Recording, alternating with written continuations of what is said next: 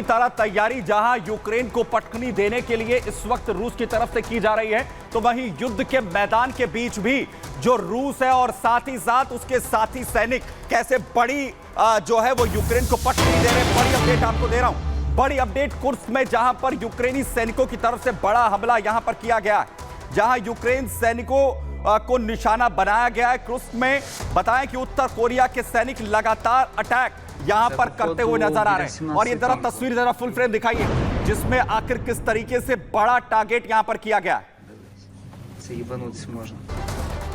बड़ी कार्रवाई दरअसल यहां पर की गई है और जो तस्वीरें यहां पर सामने आई हैं और आखिर किस तरीके से बड़ा एक्शन जो है वो देखने को मिला यूक्रेनी सैनिकों के खिलाफ नॉर्थ कोरिया की तरफ से, क्योंकि नॉर्थ कोरिया के सैनिक इस वक्त यूक्रेन के खिलाफ जंग रूस की तरफ से लड़ रहे हैं। दरअसल 200 सैनिकों की मौत जहां पर कुर्स्क की इस जंग में अभी तक हुई है और 3 सैनिकों की तरफ से आत्मसमर्पण भी यहां पर कर दिया गया।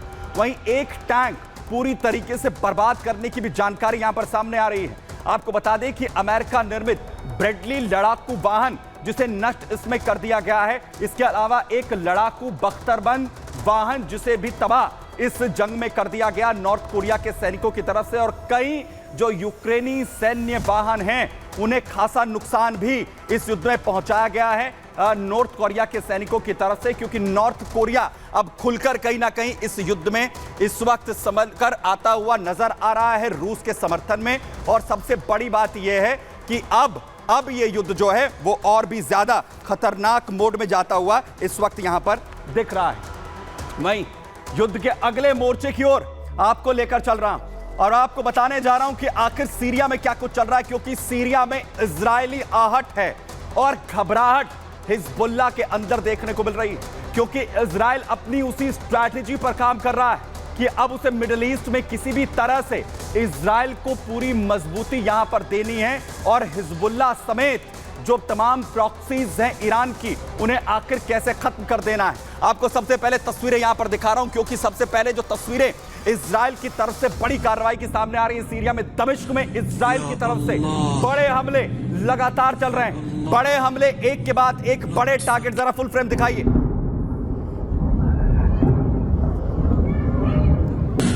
या अल्लाह, या अल्लाह, लुत्फक या रब। 5 घंटे में 61 हमले दरअसल यहां पर किए गए। 5 घंटे के अंदर 61 हमलों को अंजाम दरअसल यहां पर दिया गया है, जिसके बाद पूरी तरह से सीरिया दहलता हुआ नजर आ रहा है और इजराइल अपनी पकड़ इस वक्त यहां पर मजबूत कर रहा है। और दूसरी तरफ बफर जोन्स को भी मजबूती यहां पर दी जा रही है। यह है आईडीएफ यानी इजरायली सेना जो सीरिया के अंदर इस वक्त बफर जोन्स यहां पर बना रही है और मकसद पूरी तरीके से साफ है कि किसी भी तरह से जो इजराइल की सुरक्षा है उसके साथ कोई भी खिलवाड़ यहां पर ना हो। लेकिन जड़ सीधे तौर पर हिजबुल्लाह की काट रहा है यहां पर इजराइल।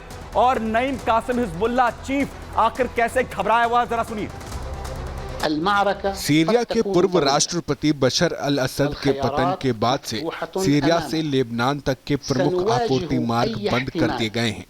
एक नई सरकार आने के बाद रास्ते खुल सकते हैं। हमें उम्मीद है जुलानी के आने के बाद हालात सामान्य हों। हालांकि उत्तरी सीरिया में चल रहे विभाजन और झड़पों से ये बहुत कम संभावना है कि हिजबुल्लाह इन आपूर्ति मार्गों को जल्दी से फिर से स्थापित करने में सक्षम होगा। तो साफ तौर पर यहां इस वक्त नईम कासिम को समझ आ रहा है कि इजराइल उसी स्ट्रैटेजी पर काम कर रहा है जिसके लिए उसने कहा था कि वो पूरी तरह से हिजबुल्लाह की कमर तोड़ देगा। और दूसरी तरफ देखिए आखिर घबराहट इस वक्त क्यों है नईम कासिम के अंदर, क्यों डर रहा है हिजबुल्लाह चीफ। दरअसल इजराइल तेजी के साथ बफर जोन्स इस वक्त बना रहा है सीरिया में। सीरिया बॉर्डर पर आईडीएफ लगातार बफर जोन्स क्रिएट कर रही है, सुरक्षा मजबूत कर रही है इजराइल की। और बफर जोन से लेबनान और सीरिया का जो संपर्क है वो पूरी तरीके से कट चुका है। वहीं बफर जोन से जो हिजबुल्लाह है उसकी पूरी तरह से कमर टूटती हुई दिख रही है, क्योंकि लेबनान में जो मदद सीरिया की ओर से हिजबुल्लाह को मिलती थी वो पूरी तरह से कट हो चुकी है। वहीं हिजबुल्लाह और सीरिया से अब किसी भी तरीके से हथियार जो है वो नहीं ले पाएगा और नईम कासिम को यही डर इस वक्त सता रहा है। क्योंकि यही उसकी ताकत है। वही हथियारों की खरीद फरोख्त पर इससे पूरी तरह से लगाम यहां पर लग जाएगी। और दूसरी तरफ अगर हथियार हिजबुल्लाह के पास नहीं होंगे तो वो लगातार जिस तरीके से इजराइल के अंदर अभी तक बड़े हमले करता रहा है वो पूरी तरह साफ हो जाएगा। लेकिन दूसरी तरफ इजराइल जहां अपनी जो पकड़ है वो मजबूत इस वक्त सीरिया में कर रहा है, दार शहर, वहीं दूसरे एचटीएस की तरफ से जो लड़ाके अपने उनकी भी तैनाती यहां पर बढ़ाई जा रही है। एचटीएस के लड़ाके इस वक्त लगातार दारा की ओर बढ़ते हुए नजर आ रहे हैं। और दूसरी तरफ सबसे बड़ा सवाल ये हो गया है कि क्या अब जो सीरिया है वो अलग अलग देशों के कंट्रोल में क्या आ जाएगा।